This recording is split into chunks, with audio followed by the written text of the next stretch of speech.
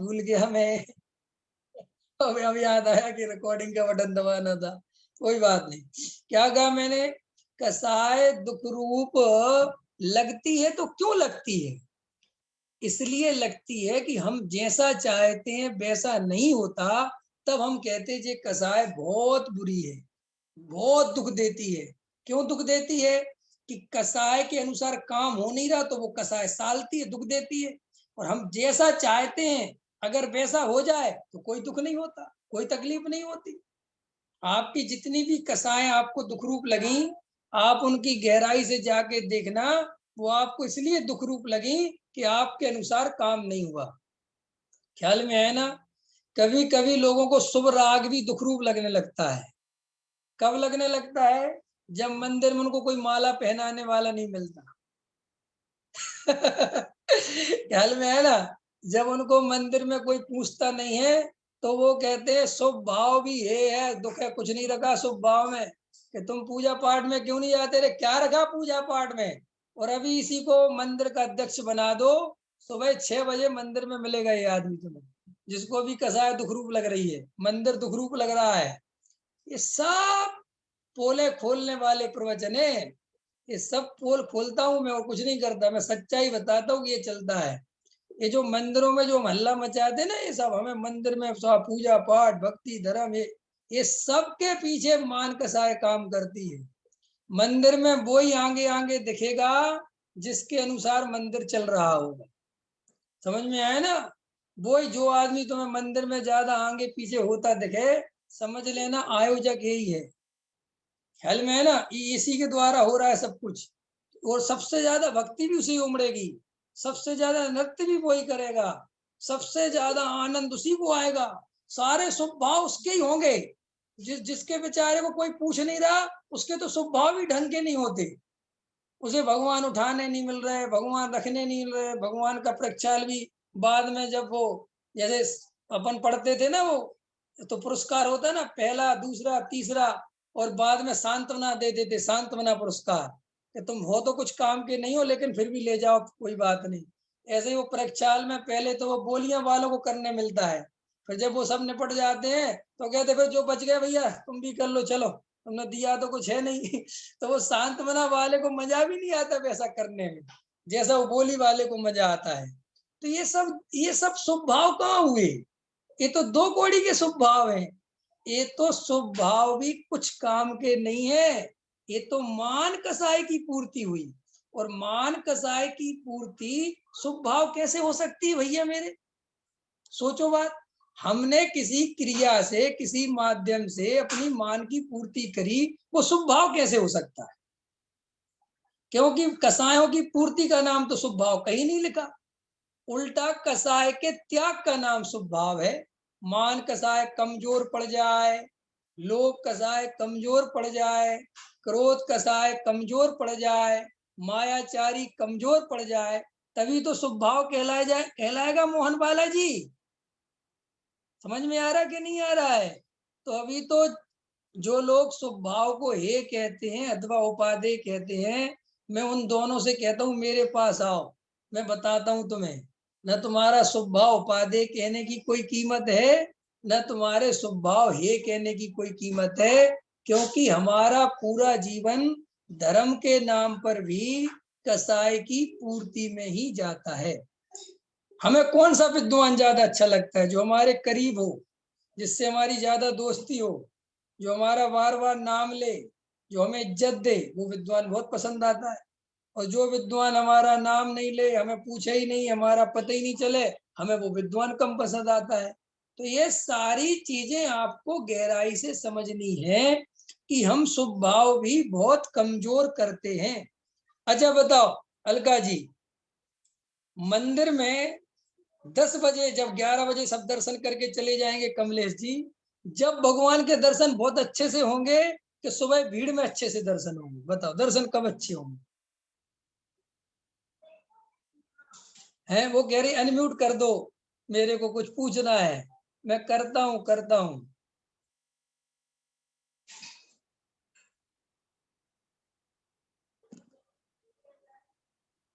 हाँ देखो मैंने किया है अनम्यूट, हुआ कोई अनम्यूट? अच्छा सुनो, मैं सबको ही अनम्यूट कर रहा हूँ वापस से, सब अपने को म्यूट कर लेना प्लीज। सबको आता है ना, फिर आवाज नहीं आया था कि मैं अगली क्लास से ना किसी को होस्ट बना दूंगा, तो फिर अपने को दिक्कत नहीं आएगी। सब अनम्यूट हुए? अब अनम्यूट कर सकते हो ना हाँ अपने को? भैया, हाँ हाँ, हाँ भैया अब जी। हाँ ठीक है ठीक है। अब सब अपने को म्यूट कर लो। अब मैं जिसका नाम लूं वो अपने को अनम्यूट करना और बोलना, ठीक है? ओके। मैं क्या कह रहा था कि जब हम मंदिर जाते हैं तो 11 बजे भगवान अकेले मिलेंगे बिल्कुल, ठीक है? कोई नहीं होगा, भीड़ नहीं होगी, कुछ नहीं होगा। तो अगर वास्तव में तुम्हें भगवान से प्रेम है तो तुम्हें ऐसा टाइम चुनना चाहिए जब भगवान अकेले हो। हम जिससे प्रेम करते हैं उससे अकेले में मिलना चाहते ना, कोई दूसरा आ जाए तो डिस्टरबेंस लगता है कि नहीं लगता है? तो अगर अपन भगवान से सच्चा प्रेम करते तो भीड़ में ही क्यों जाना चाहते? और मजेदार बात है, भीड़ में और मजा आता है दर्शन करने, जबकि भगवान ढंग से दिखाई नहीं देते। ख्याल में ना, जब हम एक बार कुंडलपुर में जाते थे, हम वहीं के रहने वाले सागर के, तो कुंडलपुर हमारे पास पड़ता है, तो कुंडलपुर जाते रहते थे, दर्शन कराते थे बड़े बाबा के, आदिनाथ के। एक बार क्या हुआ, जब मैं बाहर रहने लगा और मैं कई दिन बाद कुंडलपुर गया, तो कुंडलपुर पहले तो हम लोग को नॉर्मल वहां भगवान के सामने प्रक्षाल भी पूजा पाठ खड़े रहते थे, कोई सी बोझ नहीं। एक बार मैं गया तो 1 किलोमीटर लाइन लगी थी भगवान के दर्शन करने की, कोई विशेष कार्यक्रम था। और उस दिन मुझे जो भगवान के दर्शन हुए और जो 2 मिनट में भगवान को देख के आनंद आया, वो अलग ही आनंद आया। मैंने उस दिन अनुभव किया कि यार आज तो कुछ विशेष है, क्योंकि लाइन में धक्का खाते खाते खाते खाते बड़े मुश्किल से वो झलक मिली। ओहो साहब, और फिर उसने कहा आगे बढ़ो आगे बढ़ो आगे बढ़ो, तो ऐसा लगे आज तो कुछ विशेष ही है। और मैं कहता हूँ अगर वो भीड़ हटा दी जाए और कहा ले खड़ा हो जा ढंग से, ले देख ले भाई, तो कितनी देर देखोगे कि अब तो कुछ मजा ही नहीं आ रहा देखने में। माने हमारे सारे जीवन का जब हम देखेंगे तो हम देखेंगे हम होश में ही नहीं है। हम कौन सा काम किस लिए कर रहे हैं, हम भगवान के दर्शन किस लिए कर रहे हैं, हम क्या क्या काम, पूजा पाठ विधान दया दान जो कुछ भी है। आचार्य कहते हैं कि सिर्फ एक ही शर्त है, तुम जो कुछ भी करो वो होश पूर्वक करो, तुम्हें आत्मा मिल जाएगा। तुम भगवान के पास 2 मिनट भी खड़े हो तो जागृत हो कि मैं क्यों खड़ा हूं, ये अर्घ मैं क्यों बोल रहा हूं, इसका क्या मतलब है, कि वीतराग मुद्रा का इतना होश अगर तुमने साधा तो तुम्हारे भगवान के दर्शन सार्थक हो जाएंगे। तो अभी तो ये बात भी समझना बहुत कठिन है लोगों को कि वो जिसे शुभ भाव समझ रहे हैं वो कसाय की पूर्ति है, वो शुभ भाव नहीं है। शुभ भाव के लिए तो बहुत ईमानदारी चाहिए, बहुत ईमानदारी चाहिए। अभी तो मंदिरों में पद प्रतिष्ठा मान सम्मान इंद्र इंद्राणी फलाना ढिकाना, ये सब इसमें लग के अपने को सोचते कि अपन धर्म के लिए बहुत लग रहे हैं, लेकिन वास्तव में वो धर्म नहीं है, वो सिर्फ कसाय का ही पूर्ति का साधन है। जिसे असली धर्म करना हो तो वो तो अपने अंदर में जाने का अभ्यास करता है, क्योंकि सच्चा मुमुक्षु वही है जो ये बात स्वीकार करता है कि आत्मानुभव के बिना, वेद ज्ञान के बिना कभी धर्म नहीं हो सकता, और आत्मानुभव मुझे स्वयं ही करना पड़ेगा, कोई दूसरा कराने वाला है नहीं। ऐसा जो जीव निर्णय करता है और भगवान के देव शास्त्र गुरु के प्रति ईमानदार होता है।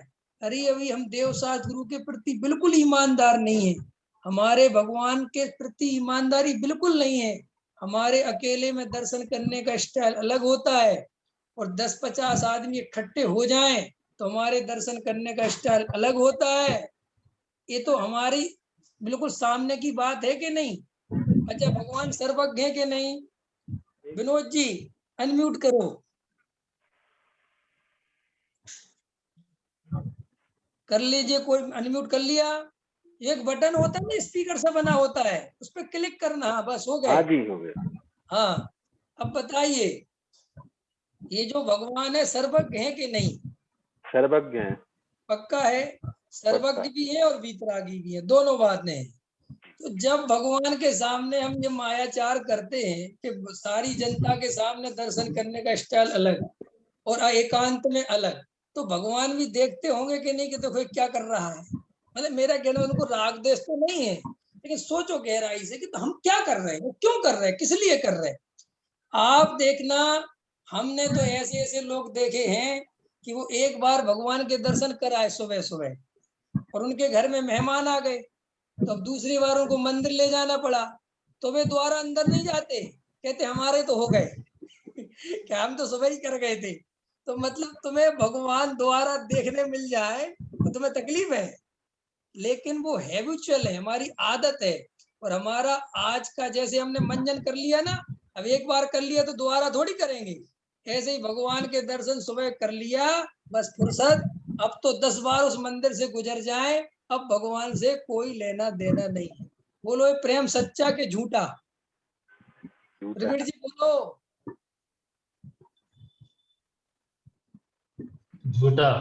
झूठा है। अब एक उदाहरण दे दूं मैं, और जिससे सच्चा प्रेम करते हैं उसकी गली से कितने बार गुजरने का मन करता है, क्यों रूपक है? बोल, ये तो उसी बताओ गली में तुम्हें रहता है, कितने उसी गली में कितने रहता कितने बहाने खोजते हैं उस गली में जाने की, है ना? है। तो ये भगवान से इतना नकली प्रेम, इतना कमजोर प्रेम, और वो और बातें 3 लोग के नाथ हैं और ऐसे हैं और वैसे पता नहीं क्या क्या बातें। और जब दोबारा दर्शन करने की बात आई तो भागते फिर तुम तो करा है, कर लिया एक बार, कर लिया अब दोबारा क्या करना, क्या करना मतलब। क्योंकि आपको भी कुछ भरोसा नहीं है कौन है 3 लोग का नाथ के नहीं है समझ गए ना। मोदी से एक बार हाथ मिलाने का मौका मिले और दोबारा फिर मिले तो दोबारा फिर मिला लेगा, दोबारा मिले तो फिर मिला लेगा, कि क्यों कि हमारी फोटो भी खींच लो, ये कुछ है।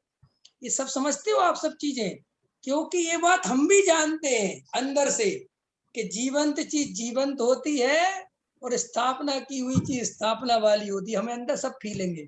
इसलिए तो लोग भगवान के सामने मायाचार, छल, कपट, कसाय सब करते रहते हैं, उनको कुछ फर्क नहीं पड़ता। तो हमें सिर्फ अपने को अंतरंग से बदलना है, बाहर से नहीं बदलना है। कि साहब बाहर से नहीं बदलना माने क्या कहना चाहते हो? मैं ये कहना चाहता हूं कि बाहर बदलने जाओगे तो कुछ नहीं बदल पाओगे, कभी कुछ बदला ही नहीं।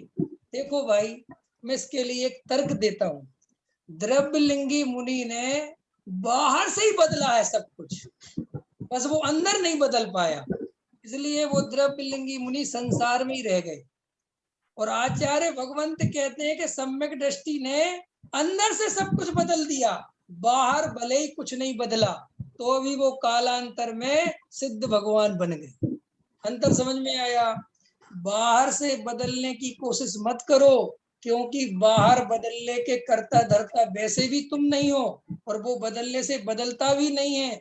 और जो अंतरंग ज्ञायक भगवान आत्मा है वो मैं स्वयं हूँ, और उसकी परिणति को भेद ज्ञान के बल से बदला जा सकता है।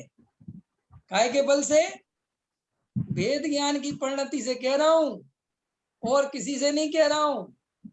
पूजा पाठ, व्रत, शील, संयम आदि पहाड़ों पे चढ़ चढ़ के परिणति नहीं बदलती। परिणतियां तो एक ज्ञायक भाव का आश्रय करने से ही बदलती है। अगर अंदर वास्तव में एक जिज्ञासा जगी हो कि मुझे तो आत्मानुभव करना है, तो ये सब आपको समझना ही पड़ेगा। देखो भाई, जहां सब लोग इकट्ठे हों वहां जाना पुरुषार्थ नहीं है, वहां नहीं जाना पुरुषार्थ है प्रवीण जी कैसी बात है, क्या कहा मैंने? जहां सारी समाज इकट्ठी हो रही हो वहां जाना पुरुषार्थ नहीं है, वहां नहीं जाना पुरुषार्थ। कि क्यों? कि सब नहीं जाना तो लोग मेरे बारे में क्या सोचेंगे, मुझे लोग अधार्मिक समझेंगे, और ये तुम किसी कीमत पे बर्दाश्त नहीं कर सकते कि मुझे लोग अधार्मिक समझें, चाहे भले ही मैं अंदर से अधार्मिक बना रहूं। इसलिए हम उस भीड़ का हिस्सा दौड़ लगा के बनते हैं, और ये कहते भी है कि भीड़ में धर्म नहीं है। सच बात बताओ, ये जितने भी बड़े बड़े आयोजन होते हैं किसी भी रूप में होते हैं, उसमें हम ज्यादा सहज रह पाते हैं कि नेचुरल दिनों में ज्यादा सहज रहते हैं। बोलो। नेचुरल दिनों में ज्यादा सहज रहते हैं। हाँ, ये बात पक्की है ना? पक्की है। 10 लक्षण में हम 10 दिन तक जितना भोजन का त्याग करते हैं, अगले 5 दिनों में 10 दिन का कवर कर लेते हैं। कर लेते कि नहीं? जितनी हरी इन 10 दिनों में छोड़ते हैं, आने वाले 5 दिनों में 3 प्रकार के फ्रूट्स लाओ साहब, 4 प्रकार के लाओ, सब बहुत दिन हो गए। ख्याल में है ना?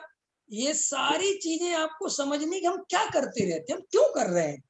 देखो, कोई अंदर से समझ लेना, मैं जो समझा थोड़ा सा तकलीफ देगा, लेकिन झेल जाओगे तो झेल जाना। कोई भी दिन अच्छे बुरे नहीं होते, कोई भी दिन धर्म के नहीं होते। कोई 10 लक्षण विशेष धर्म करना और बाकी दिनों अधर्म करना, ये है क्या?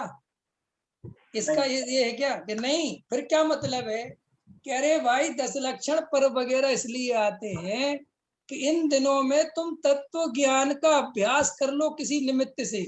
कोई पंडित जी आए हो, कोई मंदिर में, तुम उस निमित्त से चले जाओ और वहां पर तुम्हें तत्व ज्ञान की बात सुनने मिल जाए, तो वो नए नए जीवों को अवसर बनाने के लिए है।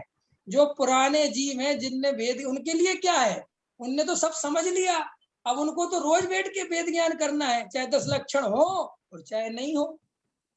ख्याल में है ना? हमें तो रोज ही अपने जीवन को आनंदित करना है, वेद ज्ञान करना है।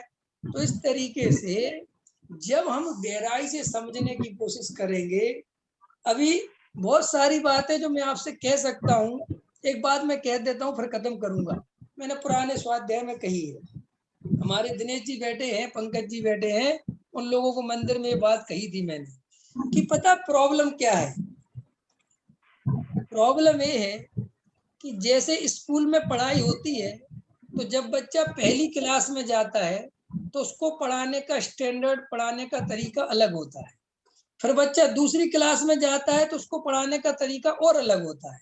फिर तीसरी क्लास में जाता है, फिर चौथी में जाता है, फिर ऐसे जाता है। धीरे धीरे जैसे उसकी क्लास बढ़ती है, उसका ज्ञान बढ़ता है। और जो जब वो कॉलेज लेवल में आ जाता है तो उससे कहते हैं लिखना बिखना बंद करो। पता है, आप लोग पढ़े होंगे कॉलेज वगैरह में, अपन छोटी क्लास का बच्चा देखो अपनी कॉपी ले जाता है, पेन ले जाता है, अपना कंपास, पता नहीं क्या क्या चीजें लेके जाता है। लेकिन वही बच्चा जब कॉलेज में आ जाता है तो पता चला साहब बिना ही बैग के जा रहा, कुछ लेके ही नहीं जा रहा है। तो अब कोई प्रश्न करे कि ये साहब ये क्या तरीका है, ये क्यों हो रहा है? कि साहब अब इन चीजों की कोई जरूरत नहीं है, अब ये बच्चा बड़ा हो गया और अब बातें समझने लगा है। तो देखो, हम लौकिक जीवन में कितने होशियार हैं, लेकिन धर्म के क्षेत्र में इतनी प्रॉब्लम है कि पहली क्लास का बच्चा भी वहीं बैठा है, दूसरी क्लास का बच्चा भी वहीं बैठा है, तीसरी क्लास का भी, चौथी क्लास का भी, पांचवी क्लास का भी, एमए का भी, और सबको भाषण दिया जा रहा है, सबको सुनाया जा रहा है। अब उसको अभी भी समझाया जा रहा है जो उसको जरूरत ही नहीं है। ऐसे ही बहुत सारी चीजें जो हमें जब नए नए मार्ग में लगे थे तब हमें वो समझ नहीं थी, अब वो समझ ली हमने। अब हमें सबको ध्यान में उतरना चाहिए। काय में उतरना चाहिए? ध्यान में। हमें जो बेसिक ज्ञान था वो हमने कर लिया। द्रव्य कितने होते हैं? रितु जी अनम्यूट करो। द्रव्य कितने होते हैं? 6 मतलब वस्तु स्वरूप 6 नहीं, नाम होते नहीं हैं। पूछना, बस जा, मुझे पढ़ाई जितना बताओ। तत्व कितने होते हैं? 7 7। कर्म कितने होते हैं? 8 8। पदार्थ कितने होते हैं? 9 धर्म कितने होते हैं? 10 पाप कितने होते हैं? 5 1। मिथ्यात्व। ख्याल में है ना? ये तो बात के 5 पाप तो मिथ्यात्व से चलते हैं, मिथ्यात्व नहीं तो ये 5 पाप भी नहीं। ठीक। अब इतनी जानकारी पर्याप्त है, बस अब ध्यान करो, वेद ज्ञान करो। लेकिन अभी भी पढ़ाई चली जा रही है, पढ़ाई चली जा रही है, कोई कहते ही नहीं कि प्रयोग करो।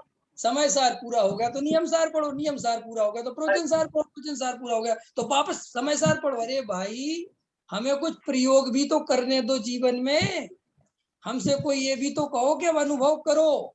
ये आचार्य जो हमें पढ़ाते हैं ना, एक प्रश्न और लोगों के मन में आता है कि साहब इतने सारे ग्रंथ क्यों लिखे अगर पढ़ना नहीं है तो? मैं इसका जवाब एक तो ये देता हूँ कि लिखने वालों से पूछो क्यों लिखे।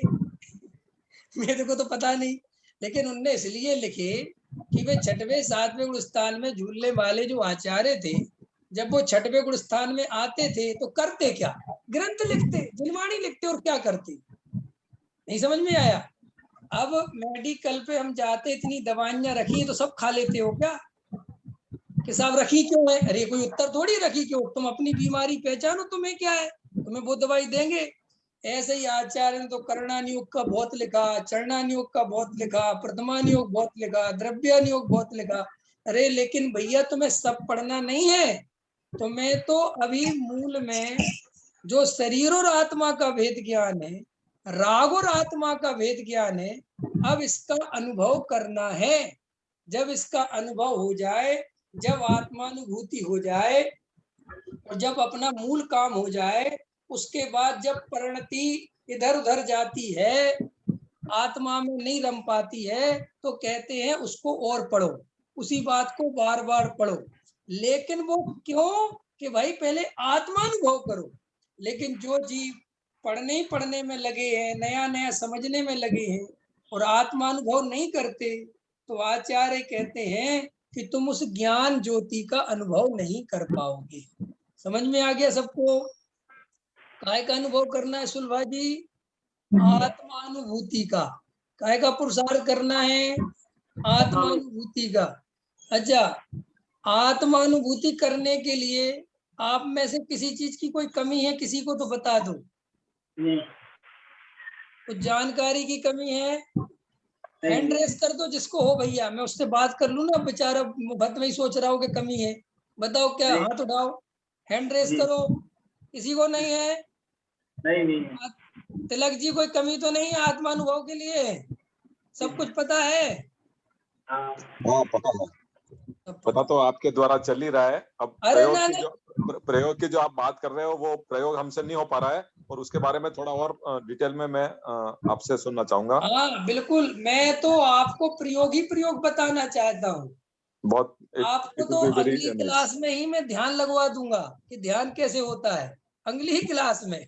आप बोलो, मैंने आपसे कहा था आपको, हमारे अंदर क्या है, थोड़ी सी जागृति नहीं होती। आप मेरे पुराने स्वाध्याय में लिखा होगा ध्यान के प्रयोग उपयोग, जब आत्मा में जाता है तब क्या होता है, आत्मा का ध्यान कैसे लगाएं, वेद ज्ञान की क्या कला है, ये सब बहुत सारी चीजें हैं जिन पे सब पे पीछे स्वाध्याय में लिया है। फिर भी अपन ने क्लास प्रारंभ की है, इसमें भी लाइव अपन ये चर्चा करेंगे। लेकिन अभी सिर्फ आपको एक सूत्र समझ लेना है, आज की क्लास का सार है, इसको मैं ही विराम करूंगा कि अब आपको जो कुछ करना है वो होश पूर्वक करना है, जागृत होके करना है। मंदिर भी जाओ तो जागृत होके कि मैं क्यों जा रहा हूँ, मैंने इनसे जय नंद करी तो क्यों करी, मैंने यहाँ चावल चढ़ाए तो क्यों चढ़ाए, मैंने ऐसे नमस्कार किया तो क्यों किया, मैंने भगवान में आज क्या देखा और मुझे क्या देखना चाहिए। आपको सिर्फ 10-15 दिन ये प्रयोग करना है। हर चीज में भोजन करो तो शांति से करो, कौन कर रहा है कौन नहीं कर रहा है, भोजन करने वाला कौन है, हर चीज। व्यापार में जाओ, नौकरी में जाओ, भोजन बनाओ, जहां कुछ भी खड़े हो, सिर्फ शांति से वहीं खड़े रहना है, कहीं और नहीं जाना है, सिर्फ उसको देखना है। यही ध्यान है, ध्यान अलग से नहीं करना है, यही ध्यान है। जब आप रोज एक करोगे तब आपको अपने आप ही भाव भाषण होने लगेगा कि मैं कौन हूं और मैं कौन नहीं हूं। ये प्रयोग आपको निरंतर अपने दैनिक जीवन में बढ़ाते चले जाना है, अगर अनुभव करना है तो। ये सरल विधि बता दी, और ये मुझसे पूछना कम, प्रैक्टिकल करना ज्यादा। लोग पूछते ज्यादा है, प्रैक्टिकल करते बिल्कुल नहीं है।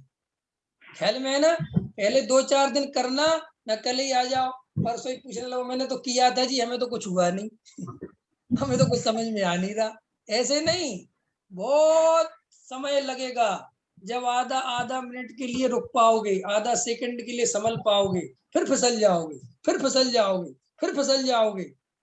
ठीक है, समझ में आया, पकड़ में आया? इन सबको करके देखना। तो आचार्य अपने से कहते हैं वह ज्ञान ज्योति कैसी है, परम उदात्त है। समय बहुत हो गया, अभी का मैं समय पूरा कर रहा हूँ। इसके जो विशेषण हैं, उदात्त, आधीन नहीं है, धीर है, आकुलता रूप नहीं है, पर की सहायता के बिना भिन्न भिन्न द्रव्यों को प्रकाश करने वाली है। ये सब इनके एक एक विशेषण की चर्चा अपन अगली क्लास जब होगी थर्सडे को तब करेंगे। अभी परसों जब मंगलवार आएगा तो अपनी नियम सार की क्लास चलेगी, पूज्य गुरुदेव श्री के जो प्रवचन होते हैं उनके आधार से, और 2 दिन अपनी ये क्लास चलेगी।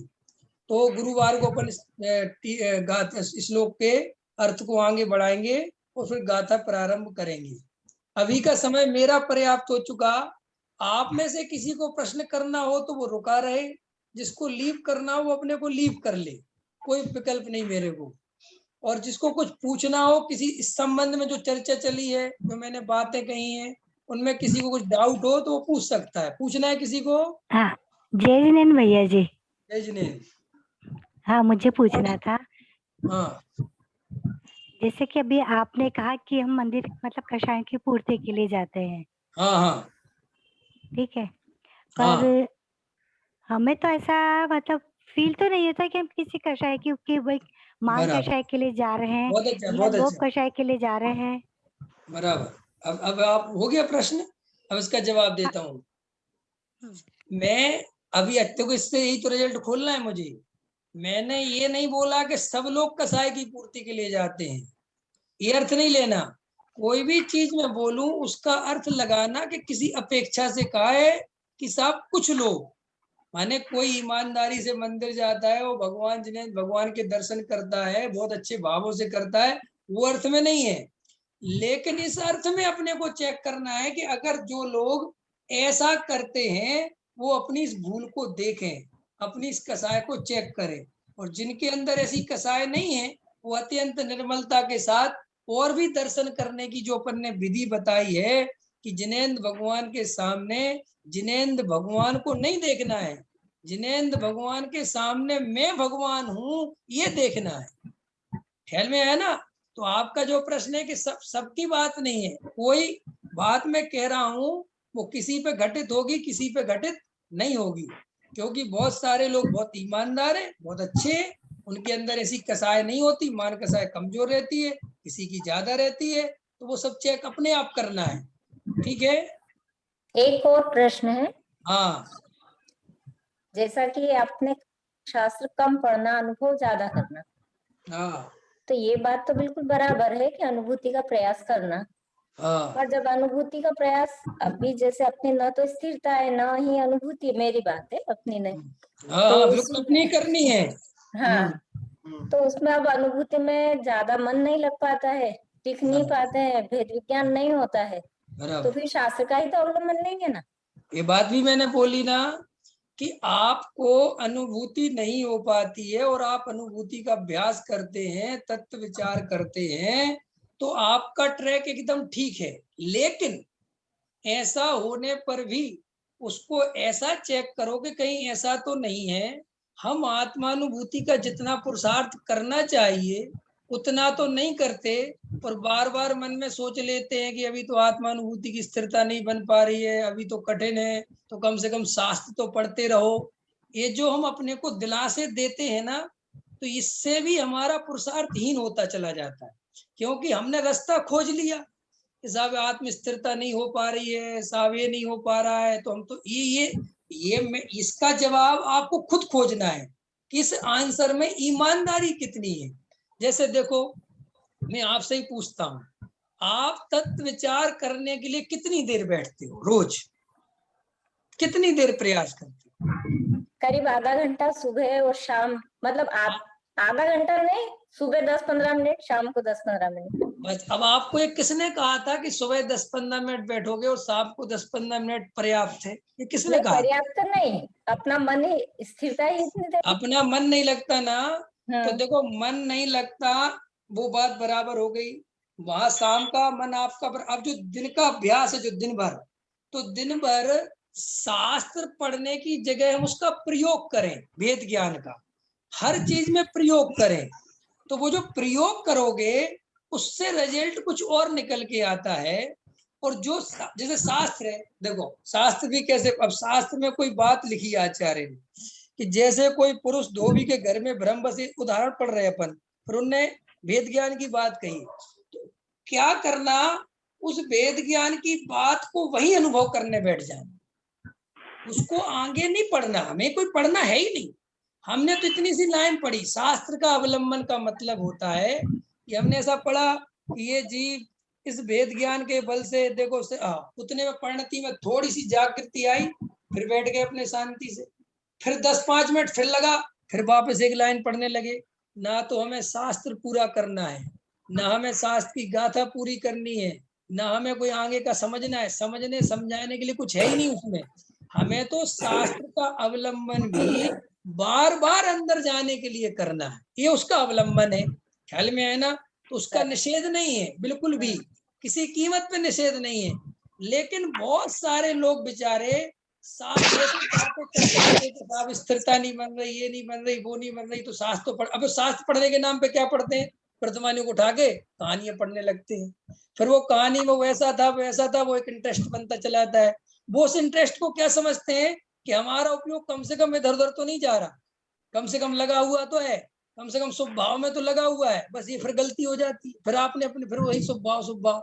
फिर ऐसे ही करणानि योग को पढ़ने लग गए, कर्म फिलॉसफी समझ लग गए। वो कितनी सूक्ष्म बात, हमारा उपयोग तो 1 घंटा हमें पता ही नहीं चला कहाँ चला गया। अरे तो भैया पता नहीं चला तो ये अच्छी बात थोड़ी है कि तुम्हें पता ही नहीं चला कहाँ चला गया उपयोग। ऐसा तो तुम कहीं भी उपयोग लगा लो। नहीं, पर वो पाप से बच के पुण्य में लगा इसलिए आनंद आया, और तो कुछ नहीं है। पुण्य में लगा इसलिए आनंद नहीं आया, ये मान्यता से आनंद आया कि हम पाप से बच गए और पुण्य में लग गए। पुण्य क्या, किस बात का पुण्य? अरे भाई, पुण्य की परिभाषा भी जिस दिन समझ जाओगे, पुण्य आपके उपयोग से नहीं लगता कि आपका उपयोग से इधर चला गया तो पुण्य, उधर चला गया तो पाप। पुण्य और पाप भी बनता है आपके अंदर बसी हुई वासना से, आपके अंदर बसी हुई कसाय से। वो तो उपयोग कभी उस कसाय को जानता है, कभी नहीं जानता है। जैसे देखो, अपने घर में घड़ी में टिक टिक हो रही है। अब वो रात में तो सुनाई देती है, दिन में सुनाई नहीं देती। तो भाई वो दिन में बजती है कि नहीं बजती है? सब दिन में भी होती है, लेकिन दिन में इतना हल्ला था कि हमें पता ही नहीं चला। ऐसे ही हमारे अंदर कसाय, विषय, वासना सब भरी पड़ी रहती हैं, लेकिन हम अपने उपयोग को शास्त्र में लगा लेते हैं या मंदिर कहीं लगा लेते हैं, तो हमें वो दिखाई नहीं देती। तो हमें ऐसा लगता है हम तो बहुत अच्छे, हमारा वो अच्छा कुछ नहीं हुआ। वो अभी जैसे ही प्रसंग बनेगा एकदम कसाय उखड़ के आ जाएगी। तो इसलिए आचार्य कहते हैं उपयोग की कीमत नहीं है यहाँ कि तुमने उपयोग इधर उधर, कीमत है कि अंदर की श्रद्धा क्या है, अंदर का अभिप्राय क्या है, तो वो बदलेगा अनुभव से। इसलिए खोलते हैं कि भाई शास्त्र को पढ़ने का निषेध नहीं है, लेकिन शास्त्र के उद्देश्य क्या है, शास्त्रों को पढ़ना कैसे है, इसका भी प्रैक्टिकल आपको ज्ञान होना ही चाहिए। ख्याल में है ना? तो उससे अपन अनुभव की ओर बढ़ते हैं। क्लियर हो गई बात? हाँ, जो एक उपयोग की जो बात अभी अपन ने कही, अभी तो बस इतना ही अभी इतना समझना। अभी मुझे किसी और को भी पूछ लेने दो। आपके बाद में कोई किसी को और पूछना होगा तो वो कैसे पूछेगा? किसी को और कुछ पूछना है? जय जिनेंद्र पंडित जी, मैं तिलक बोल रहा हूँ उदयपुर से। एक जगह जहाँ लिखा है कि जो ज्ञान की अनुभूति हो रही है वही मेरी आत्मा की अनुभूति है। तो जो ज्ञान और जैसे हम कोई चीज को देख रहे हैं तो देखते देखते हम हमारे ज्ञान को देखने लगते हैं, और चूंकि ज्ञान आत्मा का एक गुण है तो सारे गुण एक साथ क्लब अप होके हम देख पाते हैं आत्मा को। तो ये जो ज्ञान से गायक तक पहुंचने वाली जो विधि है, और आपने एक एग्जांपल पहले भी दिया था कि जैसे हम भोजन करते हैं तो भोजन करने के लिए कर्म अपना निमित्त निभाता है और आत्मा अपने विकल्प करता है, कवा उठाने का, खाने का, अंदर निकलने का। तो ये एक प्रोसेस आपने पूरा एक्सप्लेन किया खाना खाने वाला। तो ऐसे अपने लाइफ में दूसरे और भी प्रोसेसेस जिसमें आप डिटेल में एक एक एक्टिविटी के बारे में, कि इस एक्टिविटी में हम जो चीज देख रहे हैं उससे आत्मा तक पहुंचते हैं, बाकी सब चीजें जो है वो निमित्त मात्र हैं। और ये थोड़ा और मुझे मतलब उतनी क्लैरिटी नहीं आ पाई है। वो क्रम से स्वाध्याय में आगे जैसे जैसे चर्चा आएगी, आचार्य भी गाथाओं के माध्यम से जब चर्चा पड़ेगी वेद ज्ञान की, तो ये कर्ता कर्म अधिकार में यही चर्चा आएगी बार बार कि हम कैसे कर्ता नहीं है, हम कैसे अकर्ता हैं। हम कैसे ज्ञाता हैं, हम कैसे करता नहीं है, यही बार बार चर्चा आएगी। तो वो आपके एग्जाम्पल बार बार आते जाएंगे, उसको आप शांति से आगे चलिए तो मिलेगा आपको। ठीक है, पंडित जी, ठीक है पंडित जी। और किसी को कुछ पूछना तो नहीं है? देखो अब मैं, आप लोग जितने भी अभी हैं थोड़े से, हाँ ठीक है, जितने लोग सुन, मेरी एक बात समझ लो। पहले तो एक बात समझ लो, मैं आपको अच्छे से समझा दूं ताकि आपको एक क्लियर हो जाए, एक विजन आपके दिमाग में रहे। देखो, ना मैं पुण्य का विरोधी हूँ, समझो, ना मैं पाप का विरोधी हूँ, ना मैं किसी भी पंथ मुझे किसी से कुछ मतलब नहीं। आपको सिर्फ मैं जो बातें कह रहा हूँ, मेरी बातों को आपको सिर्फ एक गहराई से अच्छे समझना है कि जैसे मैंने उदाहरण दिया कि साहब मंदिर जाने से कुछ नहीं होता, ऐसा मैंने बोला, फिल्म में एक बात कही है। तो देखो, मंदिर जाने से कुछ नहीं होता, उसका अर्थ आपको ये लेना है कि ये कहना चाह रहे हैं पंडित जी कि जो लोग मंदिर अकेले जा जाके आ जा रहे हैं और भेद ज्ञान नहीं कर रहे हैं, उनका मंदिर जाने से कुछ नहीं होता। ऐसा ही, अब आगे सुन लो, हर बात में लगा लेना ये तुम्हें, ताकि कभी परेशानी नहीं हो।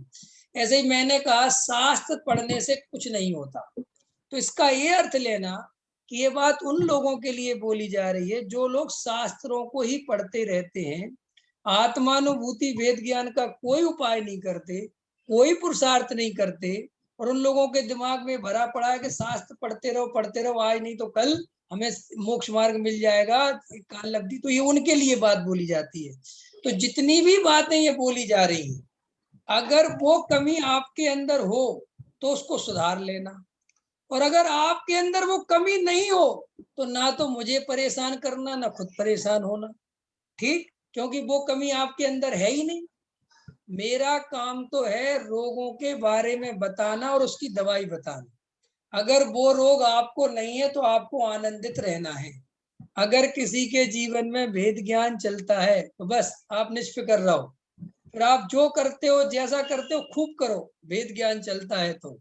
अगर किसी का करणानि योग पढ़ के भेद ज्ञान होता है और मैं कह रहा हूं कि करणानि योग पढ़ने से कुछ नहीं होता, तो अभी आपको मेरी बात बिल्कुल नहीं सुननी है। अंतर समझ में आया? किसी को प्रथमान योग पढ़ के भी भेद ज्ञान चलता है, आनंदित चलता है, तो मैं कितने ही कहूं प्रथमान योग पढ़ने से कुछ नहीं होता, मेरी बात बिल्कुल नहीं सुननी है। तुम तो बस मेरी बातें वही वाली सुनना जहां तुम्हें सही लगती हो, जहां तुम्हें लगती हो कि मैं हर किसी के मन में तो नहीं जा सकता ना, हर किसी का तो नहीं समझ सकता कि किसका क्या चल रहा है। देखो भाई, मेरा समय सार पढ़ के भेद ज्ञान जगता है, किसी का मंदिर में ज्यादा भेद ज्ञान जगता है, किसी का भैया भीड़ में ही ज्यादा भेद ज्ञान जगता है, किसी का साहब घर गृहस्थी के कामों को करते हुए भी भेद ज्ञान जगता है, किसी को करणानि योग में भेद ज्ञान जगता है, किसी को आचरण से भेद ज्ञान जगता है। सीधी सी बात है, एक ही सार है कि भेद ज्ञान जगना चाहिए, आत्मानुभव की ओर बढ़ना चाहिए। अब वो कैसे बढ़ोगे, मैं 1000 रास्ते बताऊंगा। कितने रास्ते बताऊंगा? 1000। तुम्हें जो रास्ता सूट करे, तुम्हें भक्ति वाला रास्ता सूट करता है, तुम भगवान के सामने खड़े होते हो और तुम्हारी परिणति वेद ज्ञान के लिए उछलती है, तो भगवान के सामने घंटों खड़े रहो, कोई दिक्कत नहीं है। तुम्हारा सम्यक शिखर के पहाड़ पर चढ़ के वेद ज्ञान जगता है, दौड़ लगाओ, जल्दी सम्यक शिखर पहाड़ पहुंचो, कोई दिक्कत नहीं है। जहां से भी हो, जैसे भी हो, आचार्य अमृतचंद देव ने एक श्लोक कहा था ना कि कथमपि मृत्वा तत्व को तू हली संत। तुम तो मरकर भी आत्मानुभव करो, हमें तो आत्मानुभव से मतलब है, हमें तुमसे कोई लेना देना नहीं है। तुम क्या करते हो, क्या नहीं करते हो, क्या पढ़ते हो, क्या नहीं पढ़ते हो, किसको सुनते हो, कैसे सुनते हो, मुझे इन बातों में कोई रस नहीं है। मुझे सिर्फ इस बात में रस है कि आप लोगों के जीवन में अनुभव की वो झलक आ रही है कि नहीं, भेद ज्ञान की ओर बढ़ रहे हो कि नहीं, आत्मा की सच्ची प्यास जग रही है कि नहीं, कहीं देखा देखी तो धर्म में नहीं लगे, कहीं पंथ संप्रदाय के चक्कर में तो नहीं फंस गए, कहीं पक्षपात में तो नहीं फंस गए, कहीं अपनी जो आत्मा की ईमानदारी है जिसके लिए हम लगे थे, तत्वाभ्यासी बने थे, कहीं वो चीज तो नहीं छूट गई। बस इसका आपको ध्यान रखना है। बाकी आपका जीवन स्वतंत्र है, कोई बंधन नहीं है। आपको जो चित लगे आप वैसे करिए, चलिए। मेरी तो जो बात मुझे समझ में आती है वो मैं आप तक कह देता हूँ। उसमें से जो आपको अच्छी लगे आप एक्सेप्ट करो, जो अच्छी नहीं लगे उसको एक्सेप्ट करने की कोई आवश्यकता नहीं, और परेशान भी नहीं होना कि ऐसा क्यों कहा। ख्याल में आया? यही उद्देश्य अपने जीवन का बनाकर अपन भेद ज्ञान की ओर बढ़े। इसी मंगल भावना के साथ अभी पूरी बात खत्म करता हूँ। सादर जय जिनेन्द्र। जिनवाणी स्तुति। निज निधि निज में बताई, यह परम उपकार है। उसके लिए जिन वाणी माँ को वंदना सत बार है, वंदना सत बार है। जय जिनेन्द्र। जय जिनेन्द्र। सभी को शुभ रात्रि। जय जिनेन्द्र। जय जिनेन्द्र। जय जिनेन्द्र पंडित जी। जय जिनेन्द्र।